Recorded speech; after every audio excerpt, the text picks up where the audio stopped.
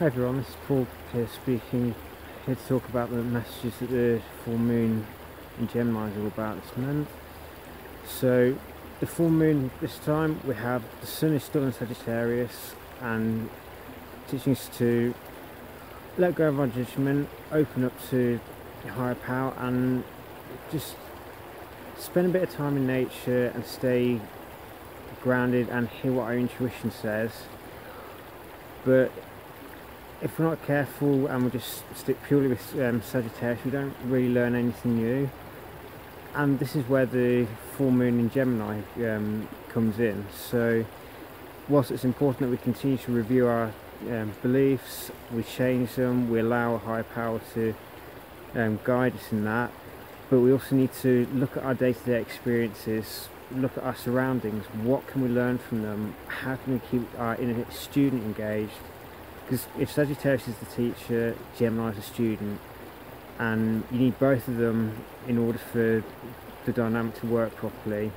If the student isn't constantly engaging its curious mind in finding new information, trying to look at things from a different angle to normal, then our belief system can't change. We need the inner student to remain engaged and look for new information, new experiences, to change the way our minds work, to change our perspectives and to widen our perceptions, because that's what Gemini is.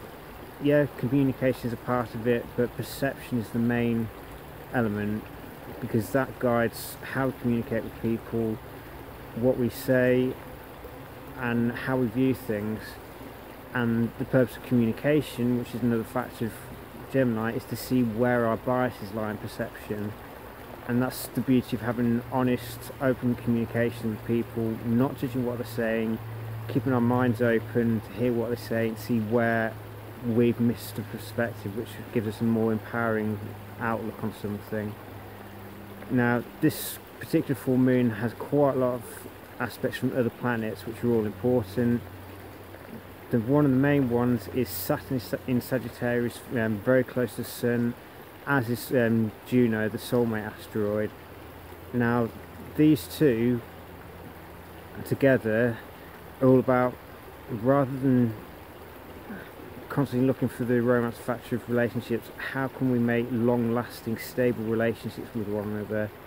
How can we work together to produce something that is long-lasting and not just a flash in the pan and then it's gone? Because as it stands, we're in a time where we all need to start working together rather than thinking it's all me, because working on an individual basis now doesn't really work very well.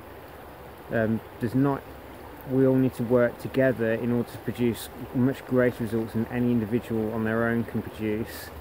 And we also need the discipline and patience to do this. So it's looking at what is the long-term aim now. We can't just, as much as it's important to remain in the present, we also need to look to the future and see where are we going, what direction do we want to head in. Because if we don't actually know what direction we're going in, chances are we're just going to keep going round and round in circles, not really changing.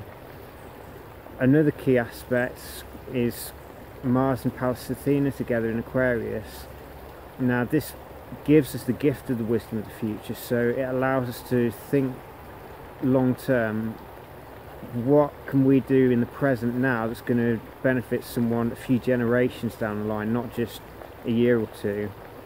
And then what humanitarian ideals can we embrace to guide those actions? And then Mars allows us to take the initiative, commit to those actions and work in the present moment to create the future that we want.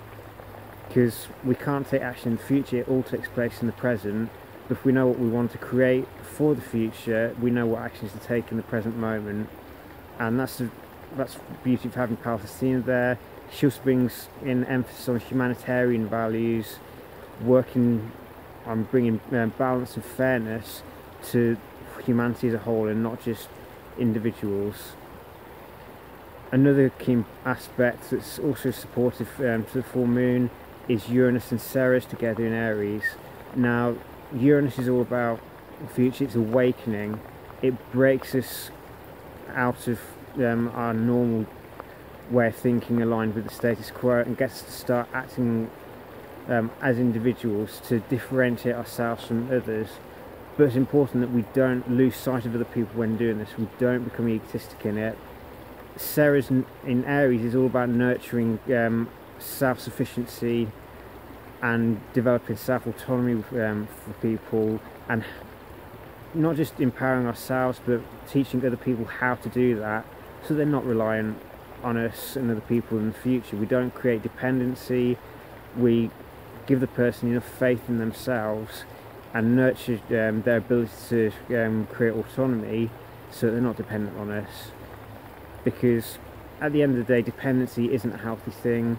We are interdependent, but we shouldn't be completely reliant on another person, so to the extent that if they don't do something, it makes us, or we feel like falling apart as a result of the other person, when technically it's not really their fault. We've become dependent on them. So it's a time to evaluate that. Do we rely on other people? Can we actually be more self-sufficient? And can we awaken ourselves to the fact that there's much more to us than we think. We can be self-sufficient. We do still need to work together on stuff. And this kind of gives an emphasis to the full moon. This is a time of really reflecting on what it's time to move on from. What illusions have we been holding on to for a long time that no longer suit us, like some of the notions that we have about relationships. We shouldn't be dependent on each other. Obviously, there should be a very strong bond of love. There should be a desire to help one another, but it's not pure romance. We have to work together and make the conscious choice to love the other person, but we have to love ourselves first, because if we can't love ourselves, we can't show the other person true love. We're hoping that person will mould to our expectations, which of course they're not going to do that completely, because they are their own individual and they have every right to be themselves.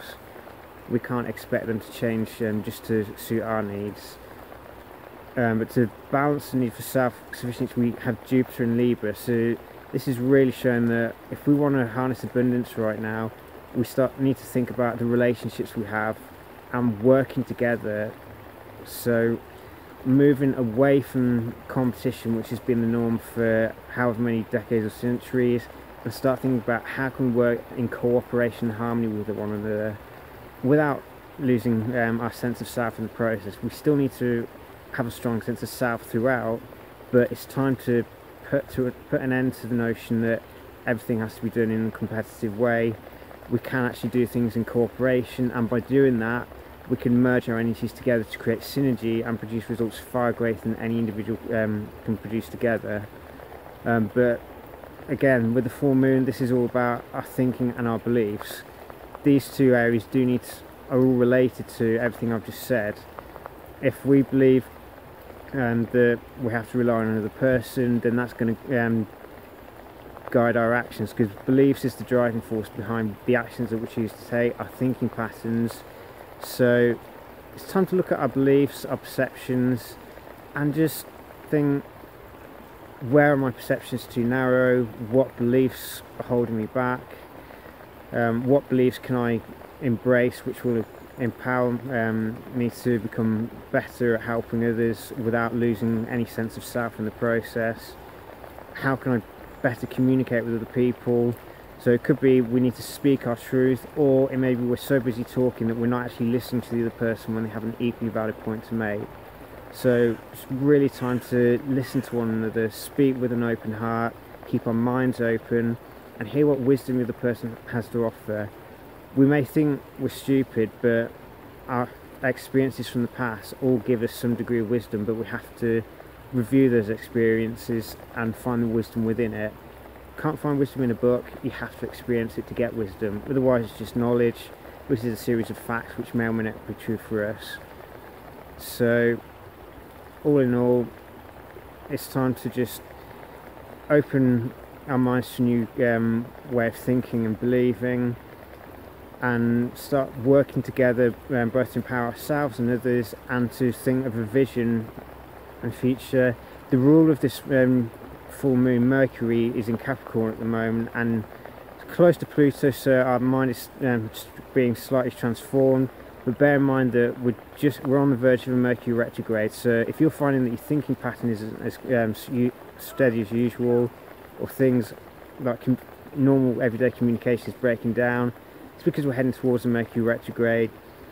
What this is trying to show us is it's time to slow down, it's time to stop paying attention to everything that's immediately in front of us, move away from the one-track mind and open our minds up to awareness. What other information did our subconscious receive but our conscious mind didn't acknowledge at the time, so we haven't been acting on it? It's not really a time to be taking much in the way of action, because we need to see what wisdom, what information have we missed, what potential opportunities can we create for ourselves, and what changes do we need to make so that the legacy that we're leaving is actually true to who we are. Because it's very easy for us to just submit to other people's viewpoints, other people's beliefs of what the status quo should be, but it may not be true for us. So if you're finding things a little bit confusing at the moment, it's because we've got Mercury about turn retrograde, and it's the rule of this particular new moon.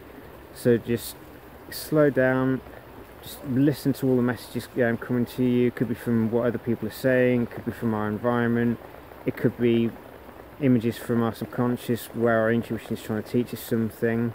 So it's really time to be focused on reception rather than talking. But if we learn to do that, then all the information that can empower us can reach our minds, we can integrate them within our psyches and then take action once Mercury turns direct in January. But in the meantime, it's a case of reflecting on what perceptions do we have, how do we need to change them so that we can allow the truth to enter us rather than trying to keep it at bay because it's uncomfortable. It may hurt to begin with when we acknowledge the truth, but it also heals us.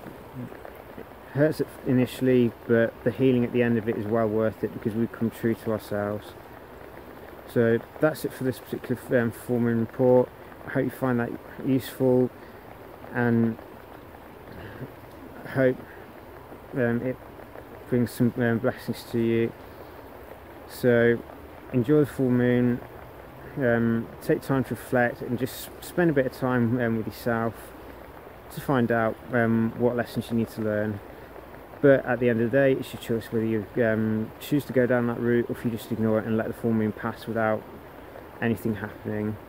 At the end of the day, what's happening in the skies is just a series of lessons that ideally we need to learn, but we have to choose to learn it. We can't just expect things to happen for us. We still have to take the actions and embrace the process. If we don't embrace the process, not a lot's going to happen. So that's the full moon report. I hope it's productive for you, and I hope it brings you many blessings.